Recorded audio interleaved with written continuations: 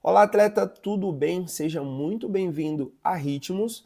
Nesse vídeo eu vou explicar como funciona a nossa entrega de aulas, de treinos para vocês e quais são os pontos mais interessantes que vocês devem levar em consideração na hora de dar o feedback para nós e como nós reestruturamos os próximos treinos, as próximas semanas de treinos, os próximos ciclos de treinos. Bom, vamos lá. Primeiro ponto, nós utilizamos o TrainingPeaks, uma das melhores plataformas de entrega de treino do mundo. Eu classifico como, sem dúvida, a melhor. E aí dentro dela a gente consegue avaliar muitos detalhes que na verdade talvez vocês não conheçam ou poucos atletas conheçam esses detalhes. Então vamos lá, vou abrir o TrainingPeaks e vou explicando para vocês os pontos que nós observamos na hora de reestruturar o treino e devolver um novo treino para vocês. Espero que vocês gostem. Se ficar em dúvida relacionado a qualquer um dos momentos, coloca no comentário ou manda direto ou marca de repente uma chamada de vídeo com a gente para a gente explicar e esclarecer todas essas suas dúvidas, tá? Então é muito importante entender que a avaliação do atleta ela é muito importante para a gente. É através dessas avaliações que nós reestruturamos os treinos. Então vamos lá, vou pegar aqui, eu estou na minha, mas eu vou pegar um outro atleta aqui, vamos pegar um atleta aleatório, vamos pegar o Flavinho, o primeiro da lista. Então vamos lá, primeiro ponto, é importante entender que isso aqui é bem simples. Se ficar na dúvida, tem alguns vídeos explicando como que faz isso no próprio canal da assessoria, mas é importante que cada um dos eventos você coloque aqui, né? No caso ele colocou aqui, ó, colocou a data, tudo bonitinho. É importante colocar esses eventos para que a gente saiba, né? Então quando a gente abre aqui, vamos colocar o Flavinho aqui, a gente já identifica os eventos que ele tem. Então, ó, aqui eu tenho todos os eventos que ele vai participar esse ano. O próximo é o K-Series, a Atenas, 6 km, por aí vai. Então, é importante que você coloque esses eventos aqui para que a gente tenha esse controle. Então aqui tem a distribuição de treino, essa distribuição de treino vai aparecer direto no seu relógio, tá? Dentro dessas linhas que eu falei, não são todos os relógios que estão conectando com o TrainingPeaks. Atualmente, quando eu estou gravando esse vídeo, dia 12/6, a gente tem o Polar, o Apple Watch, né, a Apple, e a Garmin. São só esses três, pelo menos aqui no Brasil são só esses três que a gente tem. Eu não sei se lá fora tem outras opções. Bom, lembrando que outras opções elas até entregam, por exemplo, alguns relógios da Samsung e do próprio da Xiaomi, eles trazem um treino para nós, mas você não recebe o treino no seu relógio. O Garmin você vai receber o treino direto no seu relógio, você só vai dar play aqui e aí ele vai bipando, por exemplo, são 10 estímulos de 200 metros. Então, a cada estímulo de 200 metros, ele vai bipar e vai te avisar se você está dentro daquela faixa que a gente planejou aqui, tá? Então, essa é a diferença. Esses outros, o Samsung e outros, alguns, eles vão trazer o treino para cá, mas você não vai receber o treino. Vamos lá, então. Temos aqui uma semana de distribuição de treino, essa seria uma semana de prova. Vamos pegar uma outra semana aqui que não seja semana de prova para a gente ter uma referência melhor. Bom, vamos lá, uma outra semana aqui. Então, normalmente a gente tem aqui os treinos da segunda-feira. No caso dele, ele tem só natação na segunda-feira. Natação, treinamento de força. Deixa eu falar um pouquinho sobre isso. Então, vamos lá. Treinamento de força, normalmente a gente coloca 2 treinos na semana. Primeiro treino inferior, normalmente é na terça-feira, mas dependendo do atleta, no caso do Flavinho, ficou na segunda. O segundo treino, normalmente é na quinta-feira, também um treinamento de força, trabalho de superior. Normalmente a gente distribui isso em um bloco, né, de 8 a 10 exercícios, tanto para o treino de inferior como para o treino de superior. Na segunda-feira, deixa eu só abrir a tela aqui. Na segunda-feira,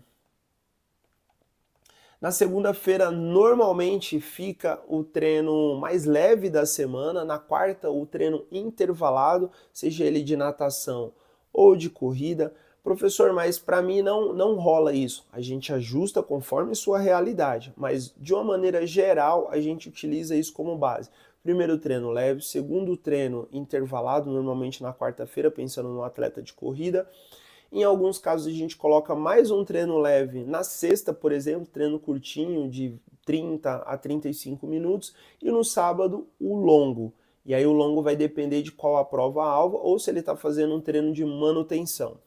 Para os triatletas, normalmente segue o mesmo padrão, só que aí tem um acréscimo, né? Então, na segunda são treinos com natação e corrida, na terça-feira, ciclismo e musculação, na quarta-feira, natação e corrida, na quinta-feira, treino de força superior e um treino intervalado de bike, na sexta-feira, natação e corrida, e no sábado ele tem o longo de bike mais a T2 com o treino de corrida. Basicamente, seria esse o cenário da distribuição. Professor, e como você chega para reestruturar o treino da próxima semana? É sobre isso que nós vamos ver agora. Então, vamos lá. Primeiro ponto, a gente abre a telinha aqui das configurações do atleta, e aí aqui a gente consegue identificar todas as principais necessidades do atleta. Então, se o atleta está focado em fazer prova de velocidade, a gente precisa que o fator de intensidade esteja alto, né? Então, a gente vai pensar em treinos com uma intensidade mais elevada. Se o atleta busca provas mais longas, provavelmente o fator de intensidade vai estar mais baixo, a distribuição de treino vai estar pensada mais em zona 1, zona 2. Então, vamos conferir o desse aqui. Então, primeiro, a gente tem um volume total acima de 10 horas nos últimos 90 dias. Esse é um atleta bem disciplinado. Ele é triatleta, então a distribuição dele está bem dentro do planejado. Se ele só fosse da corrida, não ia ter bike nem natação, né? A gente ia ter só a carga de treino de corrida e da musculação. Fator de intensidade, já comentei aqui.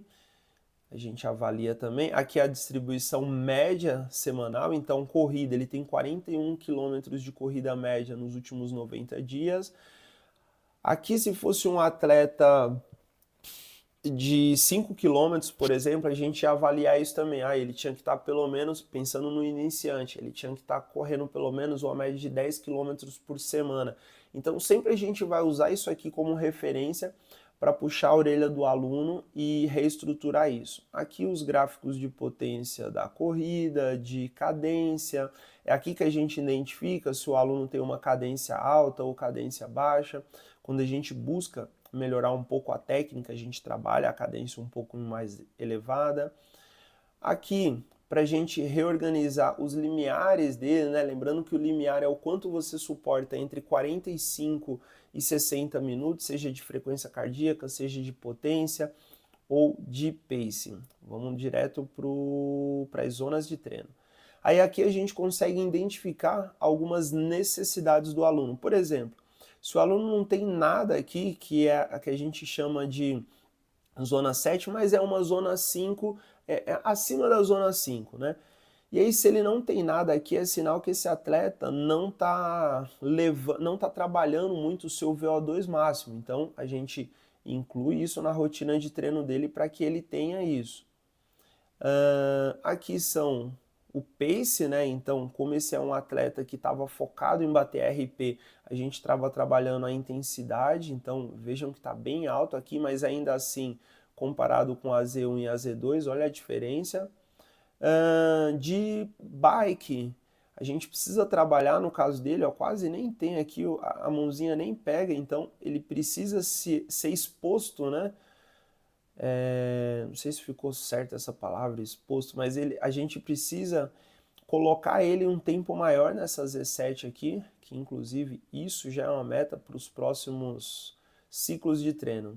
Bom, basicamente é isso, deu para entender. Vamos para o calendário, como que a gente avalia aqui o treino dele. Vamos pegar esse treino aqui para a gente avaliar juntos. Nós abrimos aqui o treino do atleta e a gente tem todos os dados deles. Vamos colocar aqui a frequência cardíaca, vamos colocar a potência e vamos colocar a cadência dele para a gente ir acompanhando aqui. Na telinha de baixo aqui, a gente tem dividido, né, isso. Então, o estímulo dele aqui de 200 metros, o que ele fez nesse estímulo, né? Olha aqui, abriu 200 metros. Então, ele fez com um pace médio de 3,25. A frequência cardíaca dele máxima chegou a 132. E cadê a cadência dele? A cadência dele ficou em 177. E aqui, cadê? Eu queria ver a potência. Aqui. E a potência dele chegou a média, né? Ficou em 387.